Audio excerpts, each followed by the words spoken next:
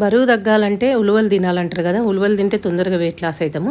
అయితే ఉలువలతోటి మనం 2 రకాల ఐటమ్స్ చేసుకుందాం. దేంట్లైనా వాడుకోవడానికి వీలుండేటట్టు చేసుకుందాం. ఫస్ట్ అయితే ఉలువల్ని నీట్గా కడిగేసి మంచిగా ఒక గిన్నె పెట్టేసి మంచిగా వేయించుకుందాం.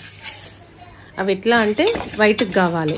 వైట్గా అంటే కొంచెం అవి బ్లాక్ ఉంటాయి కాబట్టి మనకు తెల్లబడతాయి, కొంచెం పగిలినట్టుగా అనిపిస్తాయి. అప్పటిదాకా వేయించుకోవాలి. వేయించుకున్నాక వీటిలో సగం తీసి పక్కకు పెట్టుకుందాము.